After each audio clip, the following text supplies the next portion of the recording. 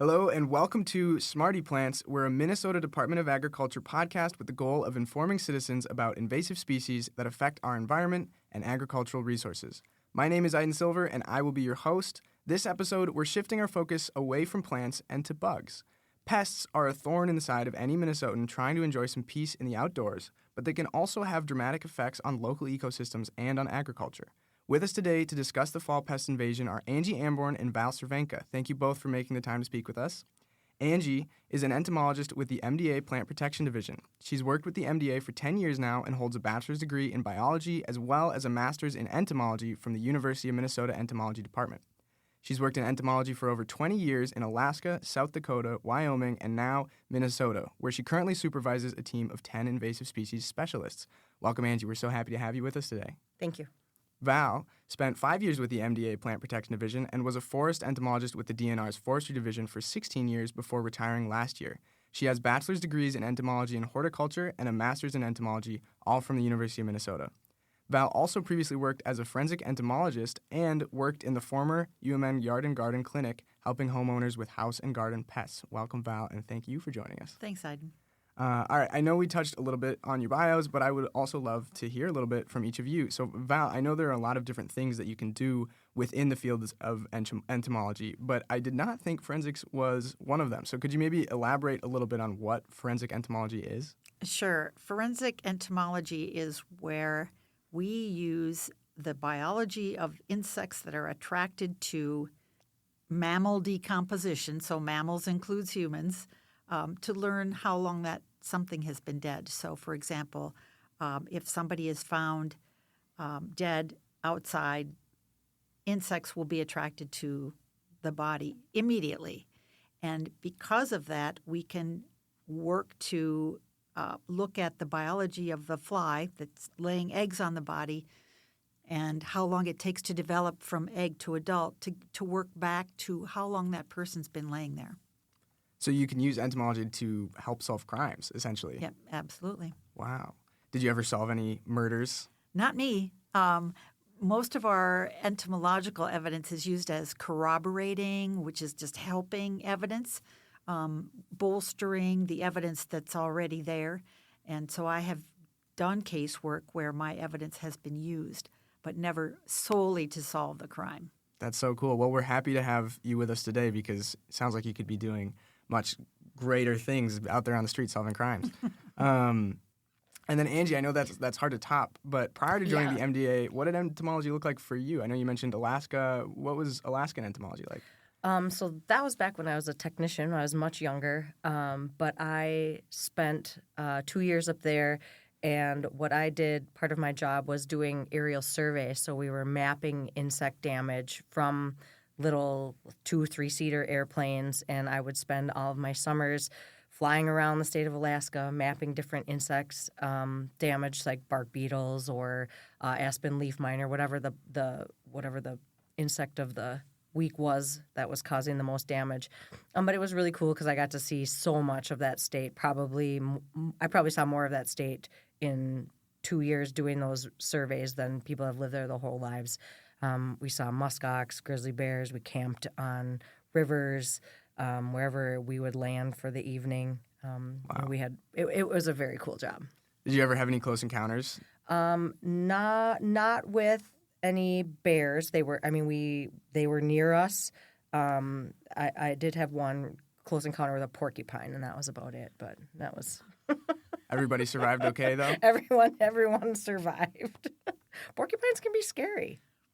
Okay, note to self. They're slow, though, right? Well, yeah, but like when they're chewing on the cabin underneath you while you're sleeping, and then you go to see what it is, they could. I mean, that's fair. Yeah. Well, I'm officially more scared of porcupines than grizzly bears now. Thank you for that. Well, why don't we back up a little bit? I think the terminology can get a little confusing when we're talking about entomology. We all hear about insects, arachnids, invertebrates, arthropods, and then I feel like often when I'm talking about invasive pests, I want to just say bugs. So I'd like to know, when we're talking about invasive pests, what exactly are we talking about? Are we talking about bugs, insects, or are we talking about something else? I mean, a bug is a catch-all term for anything creepy-crawly, in my experience. So people call centipedes bugs and spiders bugs, but there is a category of insect called a true bug, and they always have bug in the name: stink bug, box elder bug, giant water bug, things like that. But not all things called bugs are insects. The insects are very specific. So when people use it as an umbrella term, is that an improper proper usage of the word technically? I mean, technically, but not everybody's an entomologist. So, Sure. so we try and establish, well, what are you talking about? What kind of bug are you talking about? And then we might gently correct to say, oh, that's not a bug, it's a beetle. Well, and on that front, there are other insects that are called bugs that are not technically true bugs, like lightning bugs, which are actually beetles. And I'm trying to think of another. Mealy bugs are also not a true bug. Right. Yes. I mean, the word bug is very loose. Let's just say that. So when we're talking about insects, entomology and specifically is the study of insects. And what makes an insect, there are some very specific things. So we're talking about an organism that has a hard exoskeleton, which is a hard outer shell. Their body is specifically divided into 3 parts. We call it the head, the thorax, and the abdomen. They have 6 legs as adults, and they typically have 2 pairs of wings. Now, there's exceptions to all of those rules. Sometimes, like flies, for example, have 2 pairs of wings, but that second pair of wing is actually reduced into something technically called a halteria, but it's kind of like a little gyroscope that helps keep them flying. So there are those things that make insects specifically an insect. Exactly. So it's complicated, is the short answer. Exactly. It depends. So then for the purposes of a fall pest invasion, when does an insect actually become a pest? I think when a person determines, I've had enough.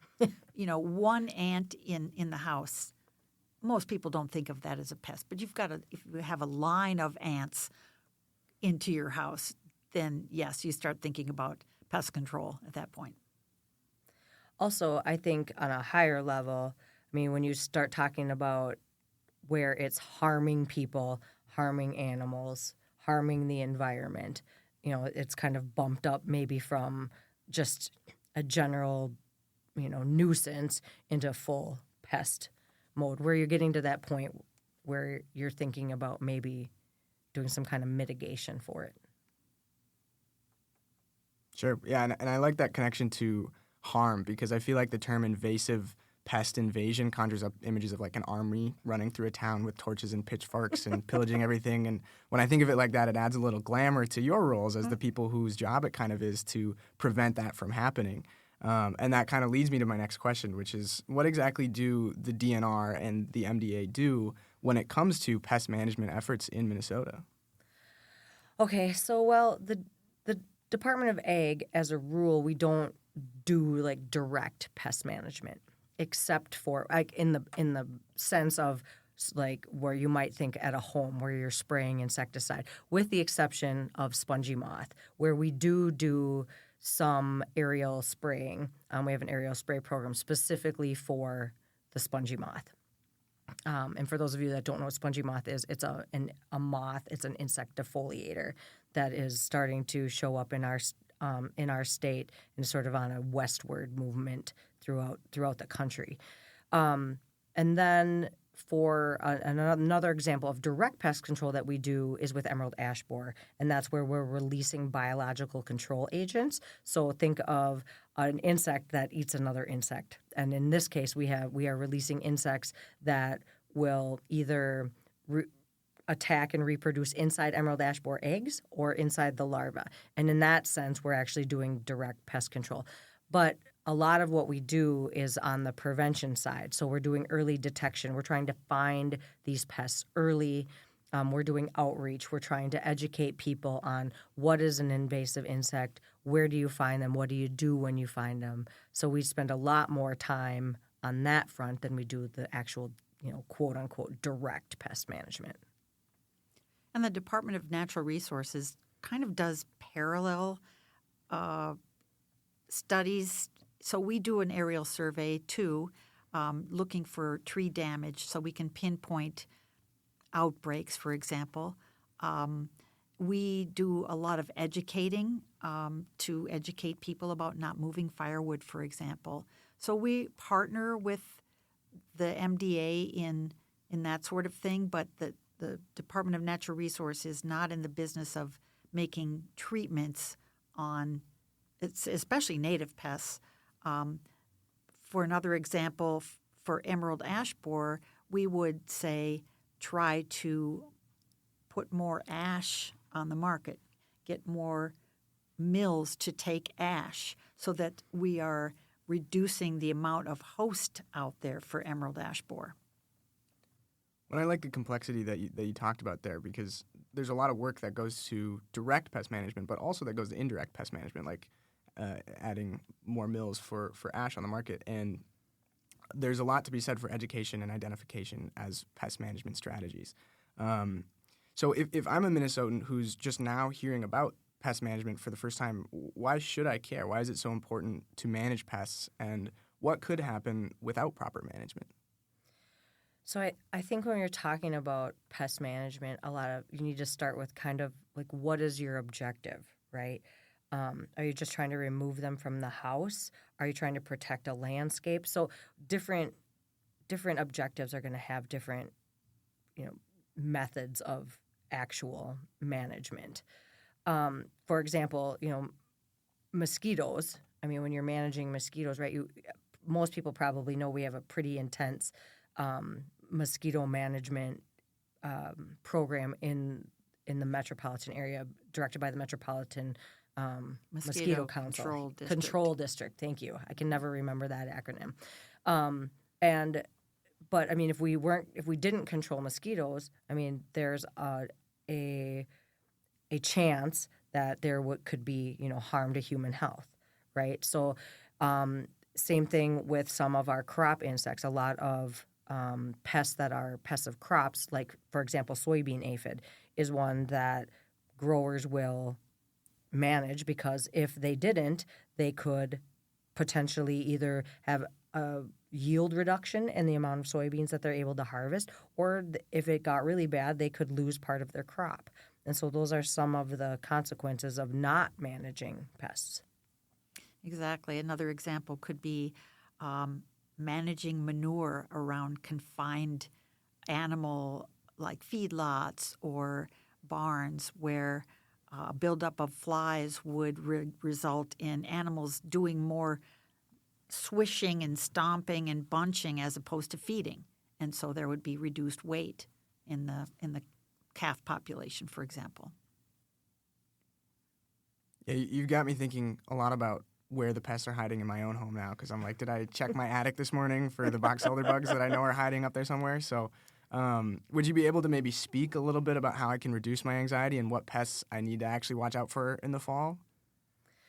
Oh, sure. There's quite a lot. So we take a lot of calls in the fall for insects that are both native and non-native. So there's going to be quite a different big suite of insects that people are going to notice in the fall.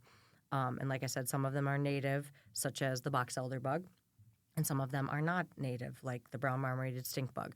So I think the big ones are probably going to be the box elder bug, the Asian ladybird beetle, brown marmorated stink bug.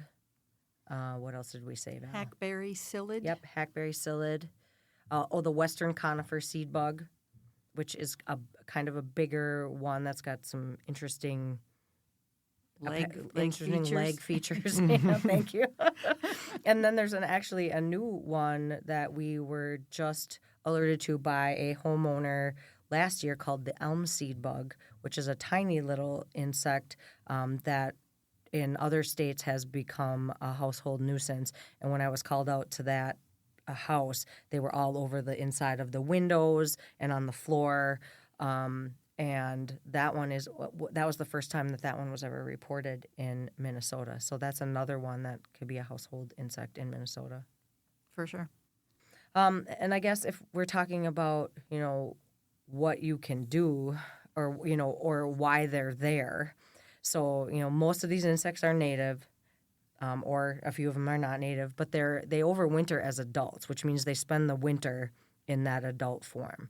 So they're looking for a place to get out of the cold, to find a place where they can spend the winter until the temperatures warm up and they will head back outside. So that's why they're congregating on the side of your homes and your windows. Typically, like on my house in particular, they love that south-facing side of my house, and they're full. Like even right now, on Monday when it was nice and warm, I had box elder bugs and Asian lady beetles all over the side of my house. I mean, I have a high tolerance for it, so I just leave them there. But that's what they're doing, right? They're trying to get in to spend the winter. They're going to spend the winter inside, and then when it warms up, they're going to go outside.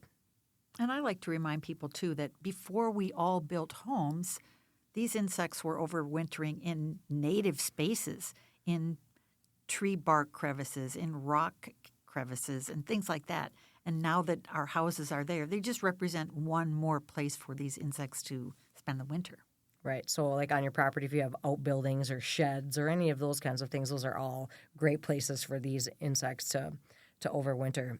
One time when I was working in Alaska, we got a call to a house, and we pulled off. They said that it had warmed up, and they said there was butterflies in my bus. And I were like, what are you talking about? Butterflies? This was in the middle of winter in Alaska. And so we went, and we pulled off their siding, and underneath the siding were thousands of Vanessa, that's the genus. There were thousands of these of butterflies that had crawled in that overwinter as adults, and they were just all huddled on the one side, the south-facing side of their house underneath the siding. It was pretty cool. That's cool. Large insect populations are very cool. Well, you can say that these are natural instincts all you want. I still think they have a personal vendetta against me specifically, and I'll take that to my grave. But so one of the things that surprised me about that, though, is you mentioned box elder bugs are native species, while brown marmorated stink bug maybe is more invasive. So if I find a bug, how do I know whether it's invasive or native, and what exactly do I do with it? Is there someone who can tell me maybe? Well, yeah, I mean, we can tell you that. And so if you find something, and if you have, a lot of homeowners surprisingly have insect guides at their house, or they have access to the internet, and, you can do a quick, iNaturalist search or Google search and find out pretty quickly maybe what you have. But the best thing to do if you're not sure is to capture the insect, if you can and you don't mind. Put it in a container, Ziploc bag, whatever you got, and throw it in your freezer so that it'll, leave it in there for a couple days. To kill it, yeah. My husband still opens up the freezer and is like, when are all these dead insects getting out of the freezer? And I'm like, I don't know, someday. Just don't eat them. I have one in my freezer right now, too, so yeah. It's not like it's taking up space for hamburger. I mean, they're tiny little jars, And so, you can do that. And then if you can take a picture, and then we have a website that's called the Report a Pest, MDA Report a Pest. There's also a phone number that you can call, and that number is 1-888-545-6684. So you can call that number, or you can do the online reporting. There's also an app on your phone called the EdMaps app, and that is for both Android and iPhone, and that's a great app. I love when people report that way because the app kind of forces you to take a picture, which we need. It takes a GPS point, so we know exactly where the insect was found, and then it will shoot me an email right away once those reports come in. So I'm set up as the state identifier for EdMaps. So it'll come to me, an email will come, and then I can either get back to the person if I have more questions, or I can either confirm or delete the record based on what it's being reported as. So we really want people to report. If you're not sure, just go ahead and report it. And even if it's native, it's better that you reported it than not reported it and missed something, right? And I just have to say about Google, people do go to Google right away to try to identify something. And there are, insects from around the world are pictured on Google. Yes. And so it's can be dangerous because you can assume then that picture from Europe, the insect has arrived here, and that's generally not the case. So I guess I want to caution people that if you're not an entomologist, contact the MDA through Report a Pest because you just can't make those assumptions. There's millions of species of insects, and so many look just alike. Yeah. I mean, there are so many insects that are out there that you basically have to, like there are moth species, one of the ones that we look for in crops. There's a native one, and the only way to tell the difference is to dissect the genitalia. Exactly. And so, I mean, I don't even have the skill set to really do that well, and so I have to send it off to an expert. So Val is right. Just because you think it looks like the picture, I mean, doesn't mean it is. I mean, not that that's not a good place to start. It might help you get to the right insect order or even to the right type of insect. Sure. I mean, if it's for your own interest, yes, please do look it up and learn something that way. But it's easy to like spread information that's wrong by using that. Right. Absolutely. And I think the flip side of that is if you see a bug and you looked it up and you think that it's not a big deal, but it actually is a big deal, and you just decided not to contact an entomologist about it, that could be related to an invasive pest that is now in the state and technically undetected again because you did not report. So I think, Angie, going back to what you were saying, report, right? Yeah. And I really appreciate when people report. You know, we have found through Report a Pest in the last, I would say, 5 years, I don't have the numbers off the top of my head, but I would say it's at least 5 different new invasive species that had never been reported in Minnesota before. Were reported by homeowners who were out in their yard and thought, well, that looks different, and just sent it in. And sure enough, it was a first find for Minnesota. So that's important. Do you feel that people report those single individuals, or do you feel like something has already become a problem and that's why they're reporting it? Like this thing is, you know, I've got many of these in my garden, or all of a sudden I've got many of these in my windowsill. So honestly, I think it's been a kind of both, because sometimes, I mean, like for example, with the Asiatic garden beetle, which was a new one that was just reported a few years ago, that was just a really savvy gardener that, you know, just was like, oh, I've never seen this before. She didn't have a lot of them, but she just had never seen it before. And she reported it. But then with the elm seed bug, yeah, that person had them all over the inside of their windowsill. And so I think it's a pretty decent mix of both of those things. Sure. That's awesome. I think it speaks to the efficacy of the tool.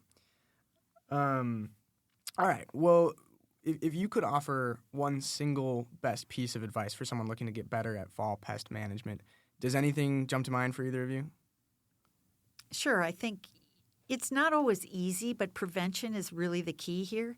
Most of these home invaders don't need pesticides to be controlled. And really, I would never recommend using a pesticide in your home. There are certain occasions, but prevention is really the key, and that would be in terms of making sure your windows are tightly sealed or leaving your screens on till after the frost so insects aren't coming in there. Wherever you've got like wiring coming into your home, seal around that kind of thing. Around, I'm not saying close up all your vents, but sealing the where it joins to your house is pretty critical. Cracks in your siding, cracks in the foundation, any of those types of things are going to help keep those insects from getting in. I mean, and let's be honest, you can do that and still probably get some of these insects inside your home. I mean, they're small. They're good at fitting through any tiny little space that they can get into. So you might not take care of it altogether, but that probably will reduce it.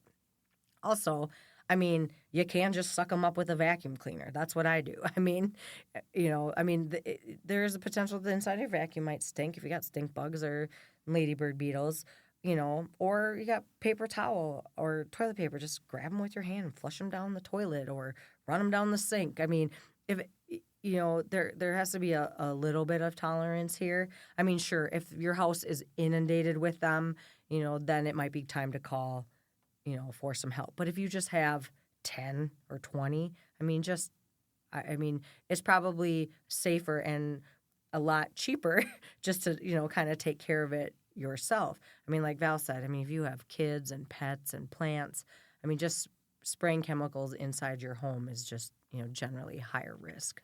I read in one University of Minnesota Extension fact sheet about vacuuming the ladybird beetles up, and it's kind of dated, but they said to attach a nylon stocking. Do they even make nylon stockings now? But like a knee high, attach it with a rubber band around the end of the vacuum. And so when you vacuum the lady beetles, they'll get trapped inside the stocking, and then you just use the rubber band to close up the stocking and throw that away. Huh. Although they said you could reuse it. I don't know. People aren't going to wear the stockings afterward, but I thought that, okay, you're collecting them into something that you can throw it away because they may not be dead and they are going to be smelly. So you do want to empty that vacuum cleaner bag once you're done vacuuming. A lot of vacuum cleaners have canisters now, too. You just dump the canisters. You're going to wash those canisters out.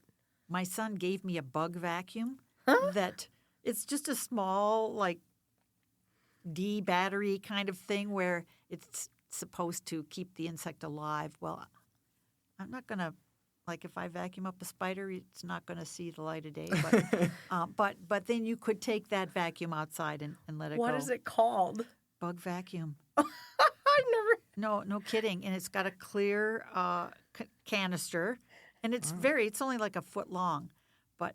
Maybe we'll see it on Shark Tank soon. I'm assuming it's not it doesn't have a super high suction, right? Because when they get I'm imagining my vacuum cleaner does some damage when the insect is like whoop up through the vacuum cleaner. It's not going to keep all its legs.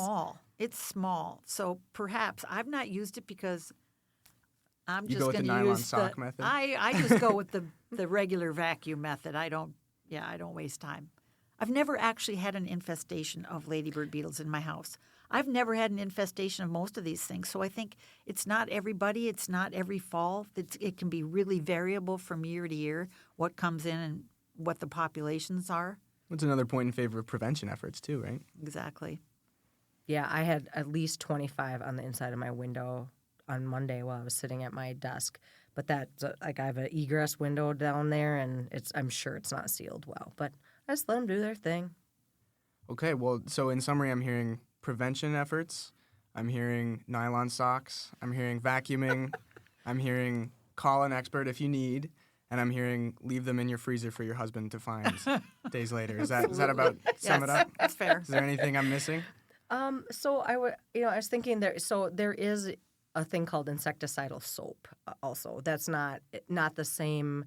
It's not going to be as dangerous as like spraying an actual pesticide. But the thing with insecticidal soaps is that you have to spray them like directly on the insect that you're wanting. It's not something that you could apply very broadly, but you could have that if you were at such an ick factor that you didn't want to touch anything.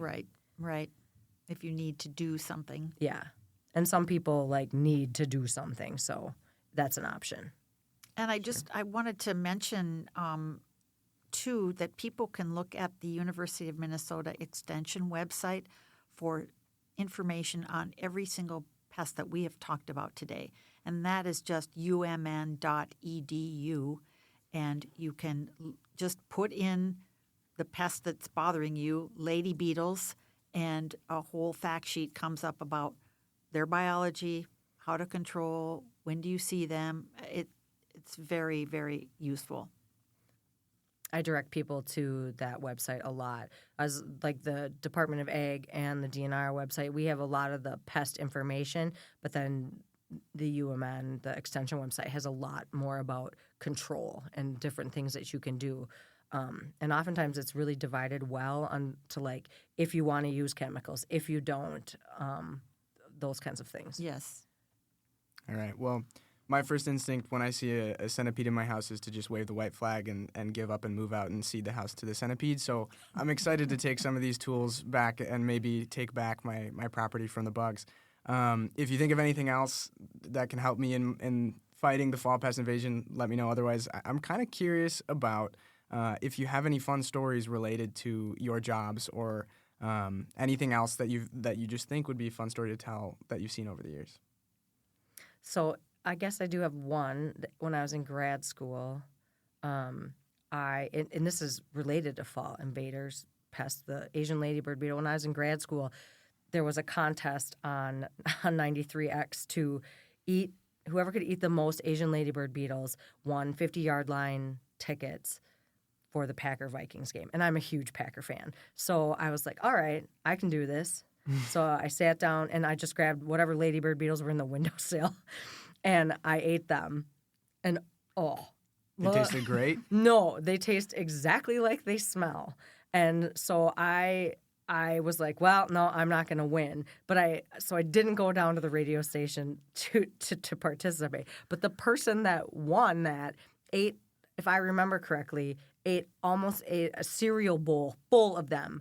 And I can't imagine that they didn't get sick at some point. But a colleague of ours who is a retired entomologist from the University of Minnesota was actually a judge, apparently, in that contest. He told me that while he was explaining his encounter with fame and an invasive insect. So after Paisley Park was first built, I think it was built in 87, in 88, he got a call along with several other agency people like Carver County and other professionals got calls to go out to Paisley Park because there was a big box elder bug invasion.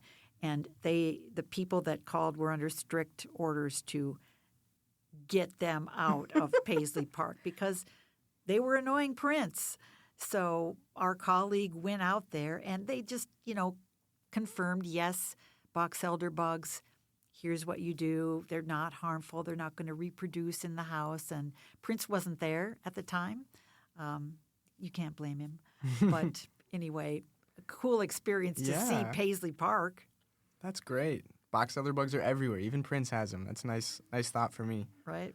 Well, Angie, I'm sorry that happened to you. I would love to know whose idea it was to come up with that contest. I know, me too. You could get revenge or something. Oh.